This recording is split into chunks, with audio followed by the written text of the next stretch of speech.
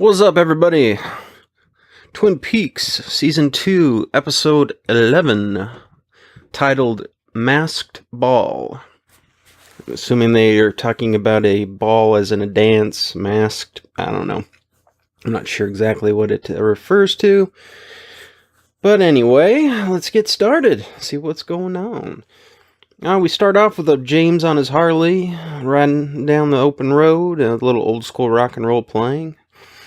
And am I the only one, when I see the name Harry Goaz during the credits, I think it says Harry Gonads? I don't know why. Every time I see that name, it's like, it pops into my head. I don't know why. So yeah, just a opening shot of the James driving, or riding his Harley down the road. Nothing too exciting. Mrs. Briggs, Major Garland Briggs's wife, is at the sheriff's station to talk to Dale and Harry about his disappearance. She tries to help them make sense about what happened at the end of the previous episode, where we saw that flash of light. Major Briggs called out to Cooper as if he was, perhaps he was. It felt like he was in danger, or he was, startled, or whatever.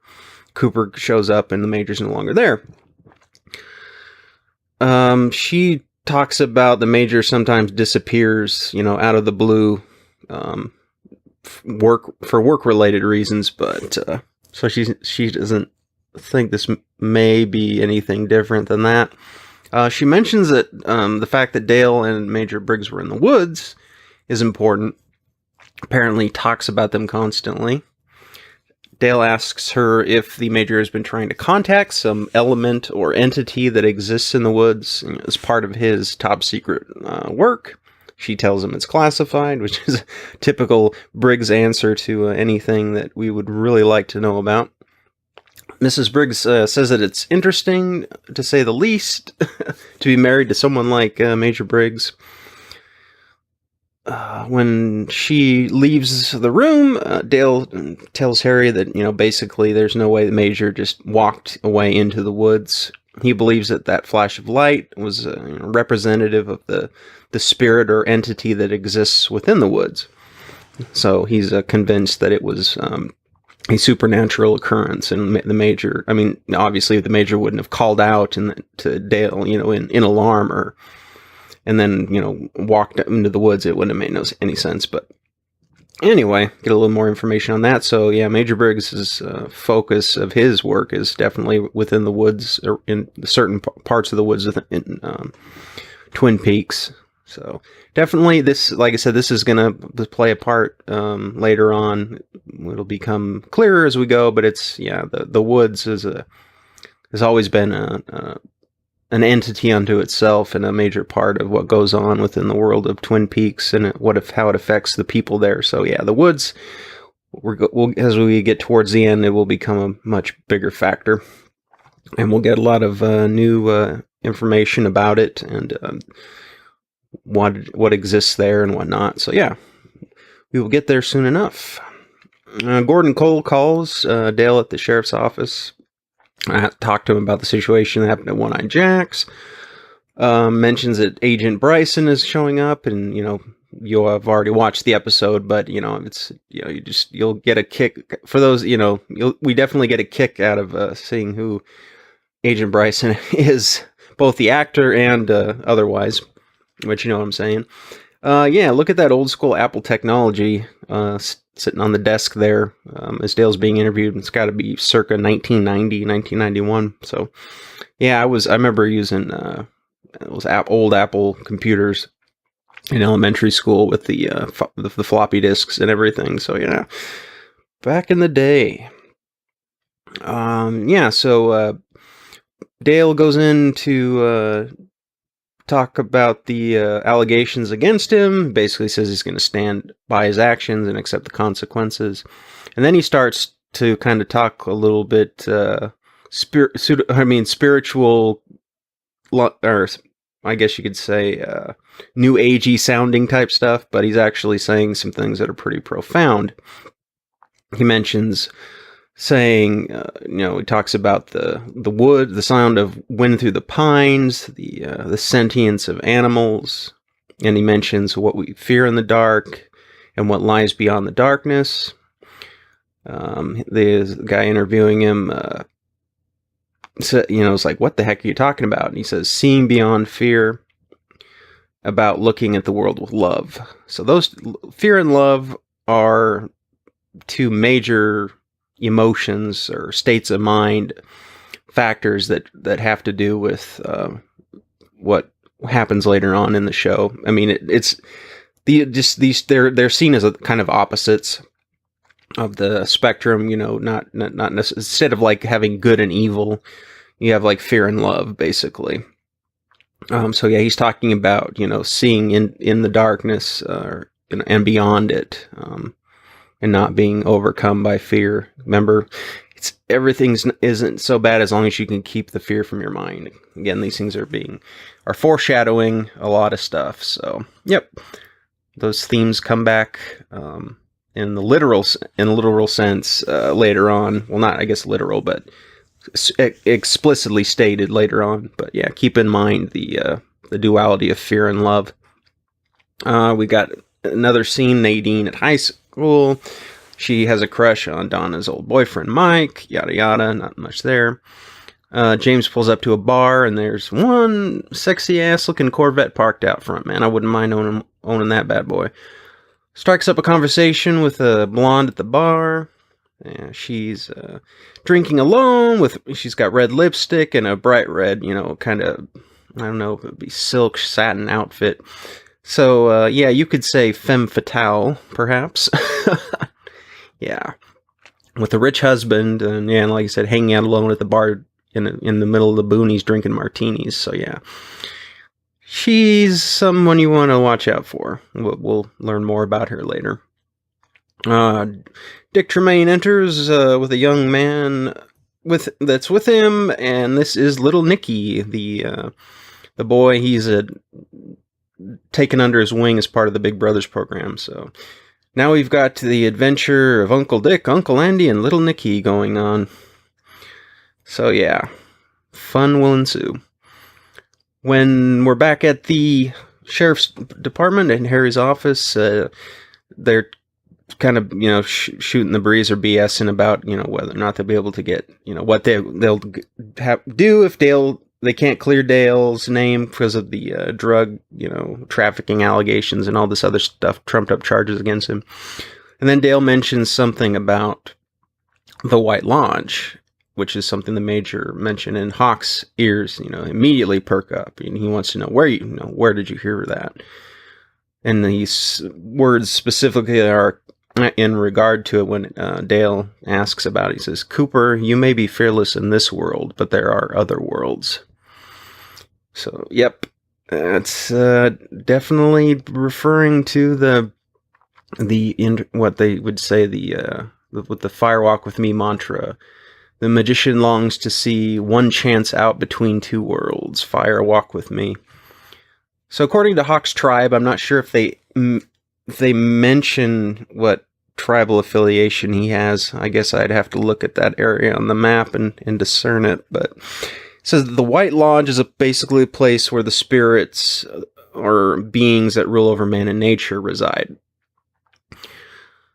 So it doesn't say whether or not they're benevolent, but I'm assuming that they lean towards that spectrum, towards the love spectrum, or love part of the duality of love and fear, which is, a while back I was mentioning as far as Laura Palmer and the light that Dale was telling Harry, go into Leland, or not Harry, but Leland, go into the light, and he sees Laura. So I'm not sure if Laura's soul resides within the White Lodge, and that's where Leland also is gone, as it's, instead of the notion of heaven, having instead this place where, like I said, the spirits that rule over man and nature, that we assume are benevolent, exist. So that could be, that might not be.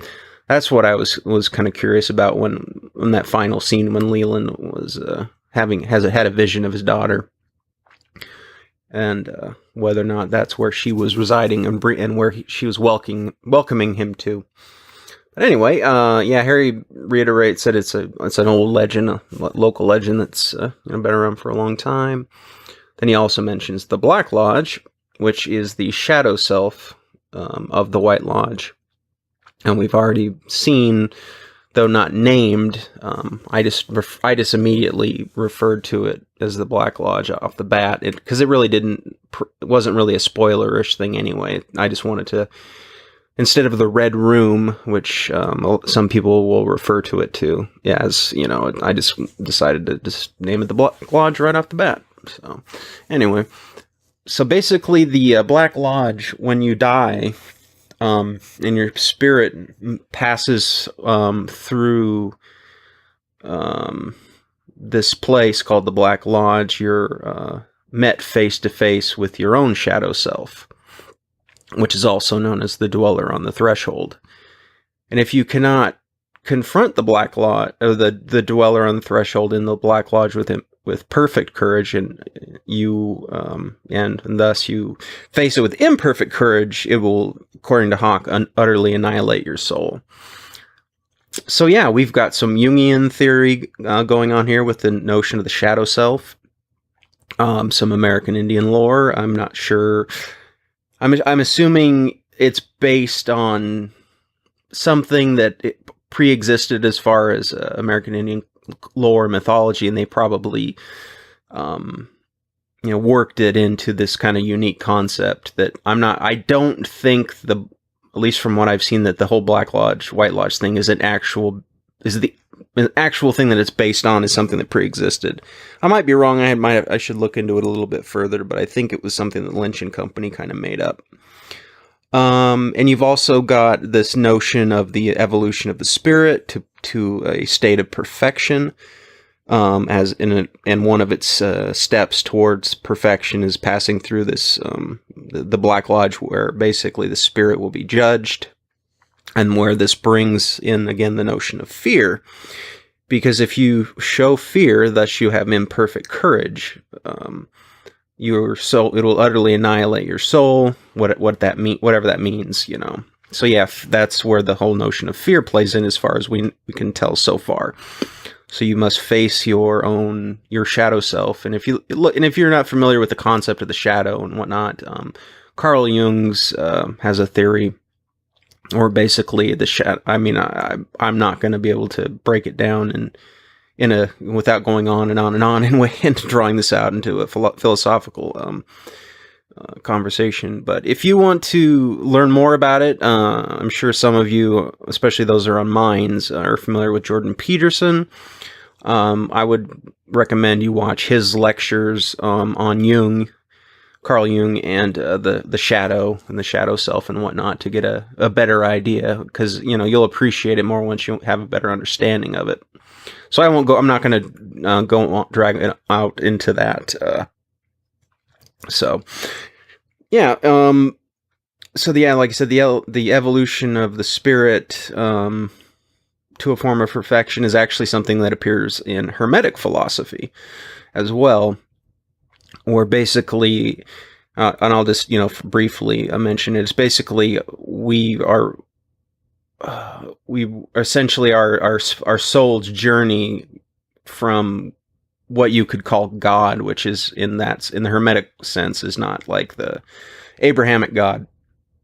It's basically the origin of all matter or energy, and we come into being, as I believe it's known as symbolized as something called the divine spark, where we come into being as an entity that's part of originally part of what is considered God. Our soul goes through this evolution, the cycle, and we return to God at the end when our soul has evolved to a state of perfection. So that's kind of the notion of mankind being created in God's image, because we are a part of this concept called God. So yeah, that's it's a pretty cool. Like I said, if there's I have a book about Hermetic philosophy. I might have to delve into it and see if I can find any other kind of references or parallels within it. But now you can understand why I love the show so much.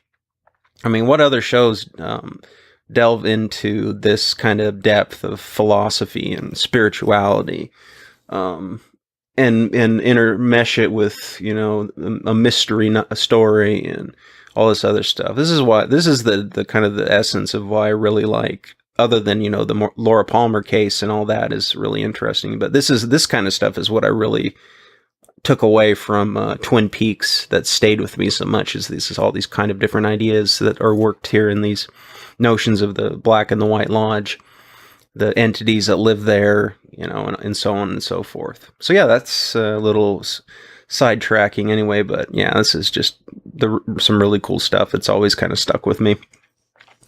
All right, so back to the show. We enter Dennis Bryson, who is basically David Duchovny, you know, who you all know, famous from the X-Files, in drag. So anybody that says that transgender people or transvestites or whatever had no representation in pop culture back then, I beg to differ. So we have, instead of Dennis Bryson, he prefers to go as Denise Bryson. So it's pretty funny, and Hawk doesn't quite know what to make of it. So it's a funny scene, you know. I remember, you know, when I rewatched Twin Peaks again, it's like, oh, that was David Duchovny. Who, yeah, it's interesting because apparently he's a bit of a sex addict in real life. So who knows what he's into? Maybe he does like dressing up. Maybe he likes to do the Caitlyn Jenner thing. Anyway, back at the high school gym, Nadine flirts with Mike. Mike is horrified because, remember, Mike and everyone else remembers Nadine as I don't even know how old she's supposed to be. She must be, got to be in her 40s in the show, at least I think timeline-wise. So yeah, you can imagine Nadine thinks she's 17 or 18. So yeah, and also, before I continue on, if you've ever seen the movie, I think it's Wes Craven or John Carpenter. I think it might have been, I don't know, whoever it was that directed, but The People Under the Stairs. Ed Hurley and Nadine, the actor and actress, are the crazy couple that own the house in that movie. So if you think they look familiar, go see. Yeah, if you want to see Ed and Nadine as like from Twin Peaks acting as like complete nutcases, that are hilariously insane in that show, go watch The People Under the Stairs. I remember watching, because I'd watched it after, I hadn't watched it for a long time. I remember kids back in school back in the day had watched it, but I never had. And then I went back and revisited it. I'm like, holy crap, it's Ed and Nadine Hurley from Twin Peaks playing these crazy ass people. But anyway, we go over to Harry's place, and Josie's in bed recovering from her ordeal, her escape from clutches of the Asian guy with the big chin, playing the damsel in distress to a T. Harry basically lays down the law, says, we're not going to continue this until you give me the truth. And Josie basically talks about her life in China with Thomas Eckhart. So she was on the streets as a teen. Eckhart took her in. Eckhart must have been, he was a businessman. Maybe he was, I don't know if he was involved in, what is it, the Triad? Is that the Chinese mafia? It doesn't mention it specifically, but he was in some kind of, probably into some kind of illegal stuff going on. She describes him as her father, master, and lover. So yeah, Andrew Packard, who's her Josie's late husband, was a business partner of Thomas Eckhart's. So that's where that connection. And then she was always kind of in fear of Eckhart because he was, kind of a really possessive type of guy, and he was also a very, hardcore, businessman, cutthroat type guy. So she was probably in fear of him as she got more and more, she got older. So she found Andrew. Andrew could protect her. So she married Andrew. And then she tells Harry that she thinks that Thomas Eckhart was responsible for Andrew Packard's death. It's an interesting side plot, and it almost, could make its own TV show. But I mean, it's a side plot all the same. And like I said, the It's interesting. So it's one of it's probably the better of the side plots going on. That is actually worth kind of paying attention to, compared to Nadine being the kind of the middle-aged woman that's back in high school type of stuff. So anyway, Hank and Ernie, the Professor Niles, return from hunting to the Double R. Norma asks Ernie if he's caught anything. He's like, I certainly hope not. So, meaning the Whoas, or the ladies of the evening up at One-Eyed Jack's, hopefully didn't pass anything on to him, the clap or something, or anything like that. So, yeah, and fun ensues with Little Nicky and Dick and Andy. James is over at Evelyn's working on a 48 Jaguar, and wearing one hell of an ugly sweater. So yeah, she talks a little bit about her husband and whatnot. So James, what are you getting yourself into, my lad? It's probably not a very smart thing you're doing. But remember, James is all kind of busted up and tormented because of what happened to Maddie. So essentially, the minute he heard about Maddie's death from Donna, he basically bailed and took off out and left town. So that's where he's at currently, is helping repair the car of a femme fatale. We'll see how that goes. Ben's at his office watching home movies, old home movies, and reminiscing with a few tears in his eyes. I think essentially since Catherine beat him at his own game, Ben has suffered a bit of a mental breakdown because of that. So that's why he's sitting there watching old family footage of, I guess, the groundbreaking for the Great Northern with I'm assuming is his father. Hank returns and basically lets Ben know that there's been a friendly takeover of the One-Eyed Jack's operation via Jean Renault. And Hank basically says, yeah, you're out, Ben. And which Ben responds to by making shadow puppets. You're out, Ben. So Ben's a little bit cuckoo for Cocoa Puffs right now. Back at the Great Northern, letters arrived for Dale from the mysterious Wyndham Earl, so we finally get to hear what he sounds like. And guess Dale's lucky that keeps that tape recorder with him all the time to record notes for the mysterious Diane we haven't yet to see. We get to hear Wyndham's voice for the first time. Like I said, the words definitely sound like the product of a rather bizarre mind. And the important line is, "The king must die." And that is, the king obviously is referring to Dale. The Milford wedding, a little more lighthearted comedic moment. Not much to see, really.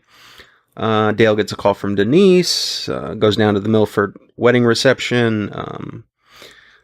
Dennis Bryson explains why he cross-dresses now. So, the log lady is unnaturally perky. She must really like weddings.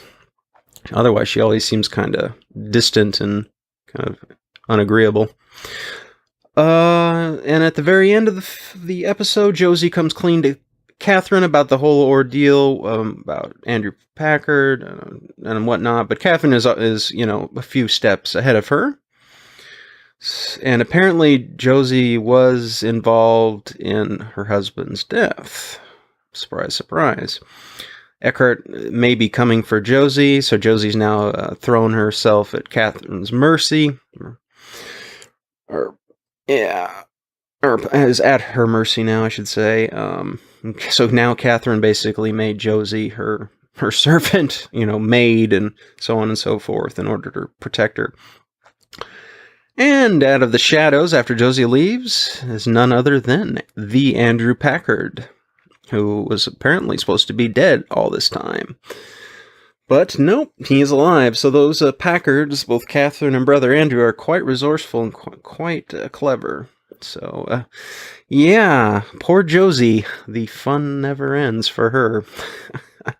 So yeah, like I said, beyond the actual Wyndham Earl case and portion of the show, the the whole thing going on with Andrew Packard, Eckhart, Josie, and so on is pretty interesting. I mean, it's a solid side plot in itself, so I don't try to bash it too much, because even though it is time taking away from what could be focused on the Dale Cooper part of the story, but it's not a huge deal. But anyway, yeah, that's episode 11. So pretty good stuff. The reveal with Hawk talking about the White and the Black Lodge is excellent. A little bit more information from Mrs. Briggs at the beginning that leads more into the mentioning of what it was that appeared that right before Major Briggs disappeared. So yeah, as far as the more information on the supernatural and the paranormal elements of the show is definitely gets 2 thumbs up for that. So, and we finally get to hear from Wyndham Earl. So his plans are in motion. So it's only a matter of time before he decides to appear up on the scene. So yeah, that's it for this episode, everybody. Be back with episode 12 shortly. Not sure if I'll get it done tomorrow because my work schedule is a pain in the butt. I'm working a couple 12-hour days back to back, so I may just come home and fall into bed and call it a day. But I'll if I'm up to it, I'll try to get a couple more episodes out this weekend. That being said, take care, everybody. I'll talk to you next time. Take it easy.